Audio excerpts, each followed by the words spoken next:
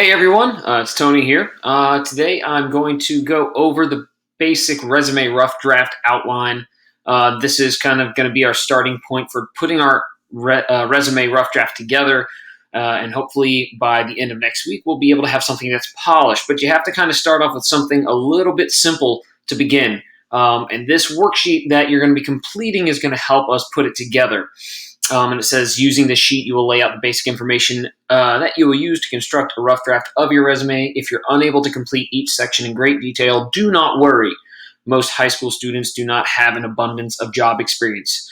Please keep that in mind as you're filling this out. Don't feel stressed out or panicked just because you think you don't have enough experience. You're not alone, and it's something that the more you have time to think about that now, that'll help you out down the road as you try to develop experience. So you can ask yourself, what kind of experience do I want to earn?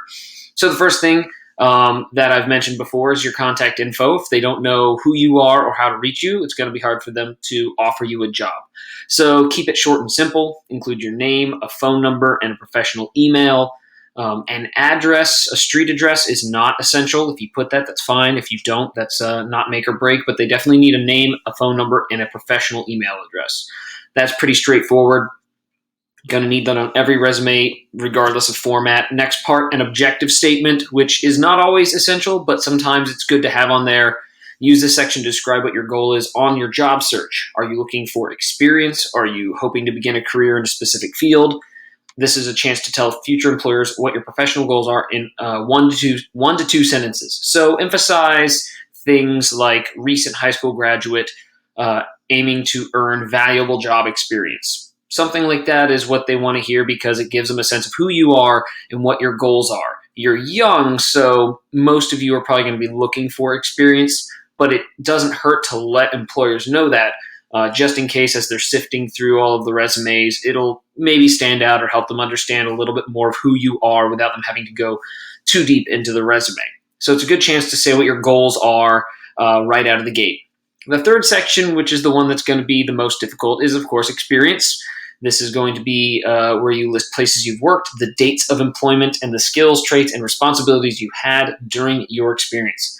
You want to aim to include 2 to 3 examples, and if you have not had a traditional job, consider adding other roles such as office aide or teacher's aide, babysitter, dog walker, pet sitter, house sitter, list any of the chores you might have been responsible for at the house, and any volunteering you've done. The reason I list those is because, as we talked about in the skill building exercise, everything you do has some level of skill. And if you've done something as simple as watching your baby brother or sister, believe it or not, you have those skills you've developed: responsibility, accountability. Those are traits, but you've also learned valuable skills. If you've ever had to take someone else's dog for a walk, even your own dog for a walk, there's things that you can list as far as responsibility and skills, and the way in which you did it, the routines that you had to follow, picking up after the dog. So don't just think that you have to think only jobs count as experience. It's a lot of things. So if you're having issues or struggling with that, we can talk about that one-on-one later this week, but I want you to kind of keep an open mind. Important thing is you want to list them in chronological order from the earliest to the most recent. So by earliest, I mean the first one that you had. So say you were an office aide as a sophomore, you can list that, but you're going to want to put that first, so that way it shows the first one, and then the next one, and the next one, et cetera, et cetera. So the most recent one would be at the end. So if you were, a babysitter in your senior year, you put that at the end. Sometimes you've done these tasks or jobs for several years on and off, and it's okay to put when you first did it to present and then explain in it that you've done it intermittently or with varying regularity. So there's a little flexibility to be had. So don't freak out, don't panic. Remember that it's something that you have to be willing to work to your advantages and your strengths, and sometimes learn how to mask any disadvantages or weaknesses that you think you might have. Next section is education. For you guys, it's going to be pretty straightforward. You're going to list the high school you attended, and the month you graduated, and of course the city where the high school is. So you'd put Sale High School, Tallahassee, Florida, graduated May of 2020. You also might want to list any awards or recognition that you have received. So if you've received some medallion awards, any kind of department award like English or science or math, those are things that you could put there. We've talked about GPAs. They're not necessary unless it's a incredibly impressive 4.2, 4.3 GPA, consistently being put on the honor roll. Things like that are certainly helpful. But if it's just an average or okay GPA, I wouldn't bother putting it. But anything that shows any kind of distinguished recognition. The fourth section is something I've kind of touched on but haven't elaborated on, is the fourth section, which is any affiliations, memberships, or certifications. It's not mandatory, but it's a good place to include any group affiliations you may have, especially if they involve any civic engagement or volunteering. So, for instance, if you've ever been a Boy Scout or a Girl Scout, if you are in a club like Human Relations, even if you're on a sports team, believe it or not, if you are the captain of a sports team, that means you are a leader. If you are a consistent member of a sports team, it shows that consistency that a lot of employers are looking for. So that's another chance to list maybe non-work related experience. If you are a member of your church and you volunteer through them, that's something that you can put. And so think about all of those things that have helped you connect with the community, exhibit leadership, and all those other traits that might not have been shown in the experience section. You also want to think about any certifications you've earned. So if you've taken any of the Adobe courses and done Photoshop or anything like that, you can get a certification in Photoshop. There's a couple of other programs that you can earn certifications in while you're at sale, but can keep your eyes open for opportunities for that too as you grow as an individual, because you might be able to find certification courses that aren't offered through schools. So those are things that you can consider. And last but not least are the traits. So sometimes you want to give them a short list of traits that you might not have otherwise emphasized in your resume. So things like eager learner, great with kids, willing to work long hours, comfortable with physical exertion. Sometimes it's okay to put these quick bullets that give them pieces of who you are.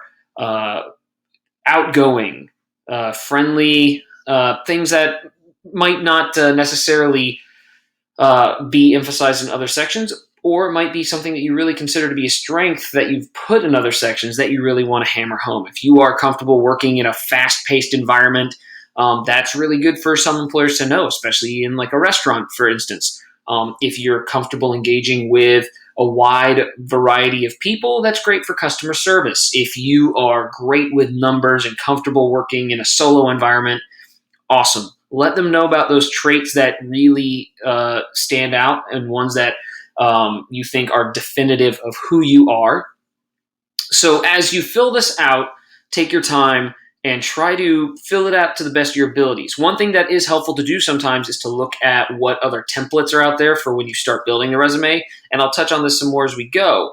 But even in Microsoft Word, you have some built-in resume templates, ones that look like this, that are very simple, kind of boring and dry. There's the objective, experience, education, and skills.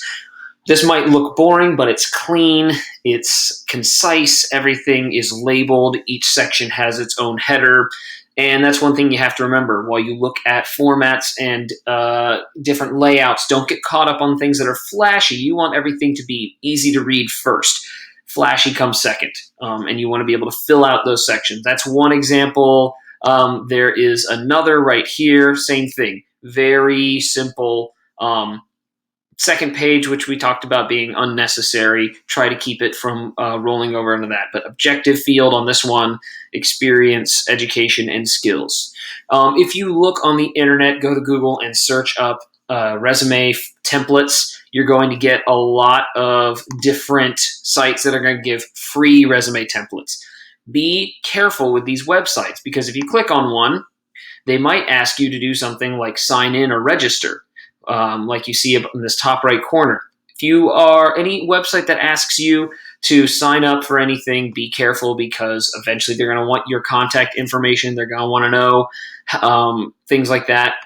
And especially be careful if they ask for any kind of credit card information, because even if it has the word free, nothing's free. We all know that nothing comes for free. So be careful. If it has the words free, it still might not be free. Now, you've got some really flashy ones that look really nice.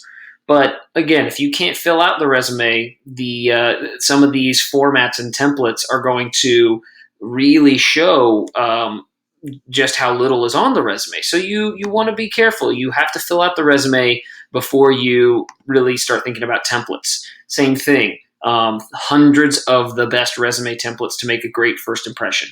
And yes, there's a lot of them. But again, this one has a sign in button, so you don't really know for sure how free these are. And what a lot of them will do is let you fill out this resume, put in all this information, and then right before you save it, you have to pay them money. So you've just wasted 20, 30 minutes, maybe an hour of your time just to not have the access to it because they want you to put in credit card information. So, like I said, with this assignment, you want to make sure that you're just taking your time with this one. This is the rough draft. That's what we're focusing on for this week, is building that rough draft. So that way, by next week, we can really put it all together in something polished, and I can give you feedback that'll help you do that. So for the time being, I'll leave you to it. I'll be having my discussion on Tuesday, so please tune into that so I can talk with you guys a little bit more in detail about this. Otherwise, good luck, have a great night, and I will talk to you guys soon.